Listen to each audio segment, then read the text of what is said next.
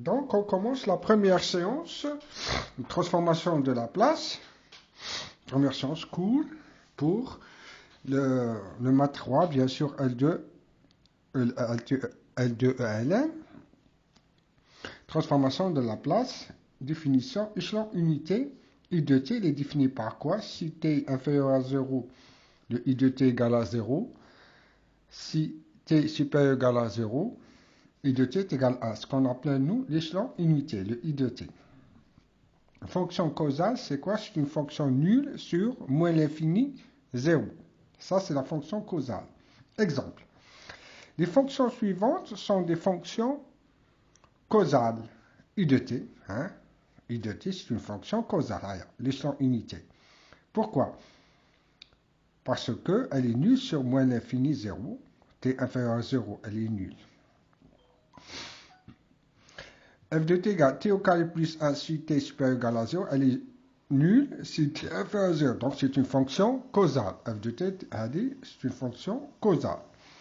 I de t cos t, elle est égale cos t si t supérieur ou égal à 0, elle est égale à 0 si t inférieur à 0. C'est une fonction causale. Pourquoi? Parce qu'on a dit une fonction causale, c'est une fonction nulle sur moins l'infini, 0. C'est 0, c'est 0. L'échelon unité, bien sûr, elle est nulle. Pour moins l'infini, 0, elle est nulle, I de t. Donc, c'est une fonction causale. Définition. La transformée de Laplace de la fonction causale f de t est. Donc, pour définir la transformation de Laplace, la transformée de Laplace, il faut que la fonction f de t, elle est causale. C'est-à-dire, si t elle est nulle sur moins l'infini 0. Par exemple, f de t est laplacien de f de p est égal à grand f de p, est égal à l'intégrale de 0 à plus l'infini f de t exponentielle moins pt dt. Le p appartient bien sûr au nombre complexe, c'est-à-dire la transformée de Laplace de la fonction causale f de t. Je répète, L, grand S, c'est laplacien de f petit f, la fonction p. D'accord? C'est égal grand f de p, c'est-à-dire la transformée de Laplace. Ou bien on peut l'écrire comme ça, ou bien on peut l'écrire comme ça. C'est quoi? Par rapport à f de t, c'est quoi? C'est l'intégrale de 0 à plus l'infini f de t exponentielle moins pt dt. Le p appartient au nombre complexe. Et on affirme que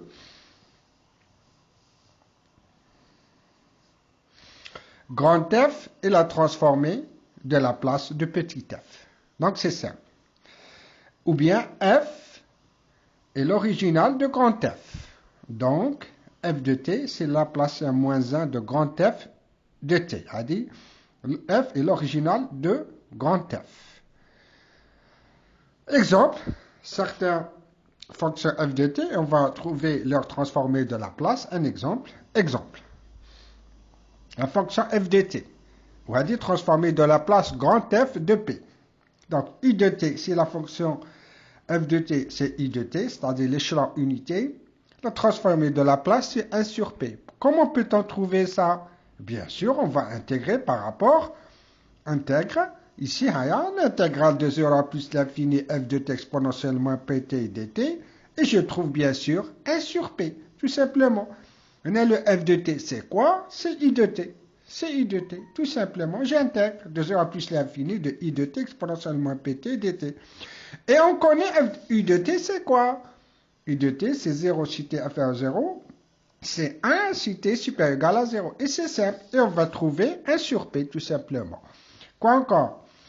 Exponentielle petit a de t, i de t. A fois t, i de t.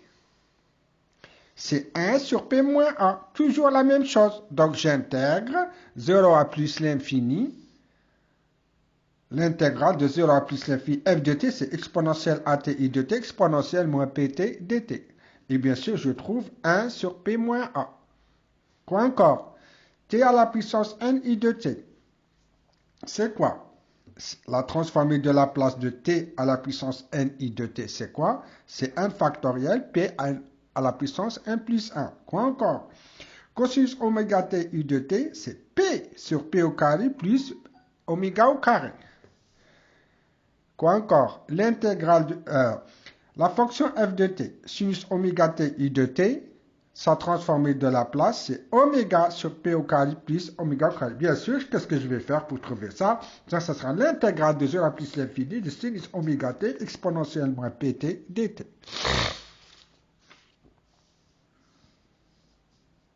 Donc, ce sont des formalités, définition, soit f et g de fonctions causales. Tout d'abord, il faut que ces fonctions soient être causales. Le produit de convolution de f et g est f étoile g, c'est-à-dire le produit de convolution par rapport à t. C'est l'intégrale de 0 à t, f de x, g, t moins x dx.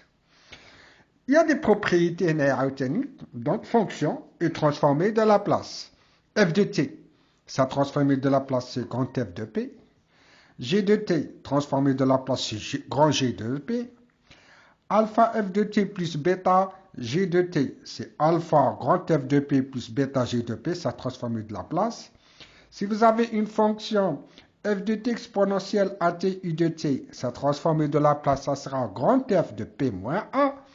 Si vous avez une fonction t à la puissance n f de t u de t, sa transformée de Laplace, ça sera moins a à la puissance n f de n de p, dans 1.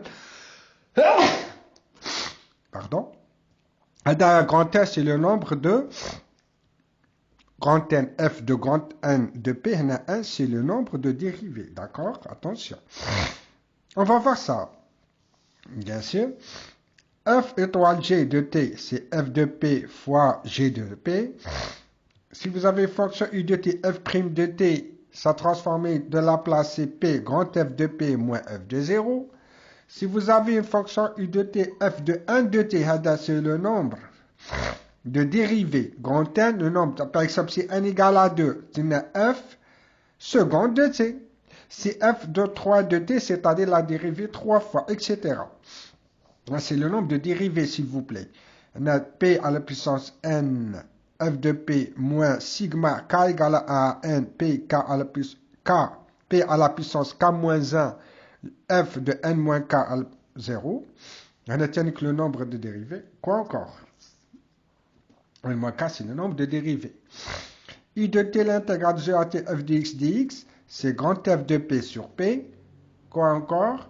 Si a supérieur à 0 strictement, f de at u de t, c'est 1 sur a, grand F p sur a. F de t moins alpha, u de t moins alpha, c'est grand F de p exponentielle moins alpha p. Ça transforme de la place. Ce sera de les fonctions, on a dû le transformer de la place. C'est-à-dire, j'intègre, je vais écrire, par exemple, une fonction f de t. Grand F de p, c'est quoi? J'intègre l'intégrale de 0 plus l'infini f de t exponentielle moins pt dt, c'est simple. Deux théorèmes. Théorème de la valeur initiale. Si la limite de f de t, si t tend vers 0 plus, est égal à f de 0 plus borné, alors, la limite de p f de p, si p tend vers l'infini, si la limite de f de t, si t tend vers 0 plus, est égal à f de 0 plus. Des formalités, bien sûr, des théorèmes de la valeur finale. Quoi encore? Si la limite de f de t, si t tend vers l'infini est bornée, alors la limite de p f de p, si p tend vers 0, est égale à la limite de f de t, si t tend vers l'infini.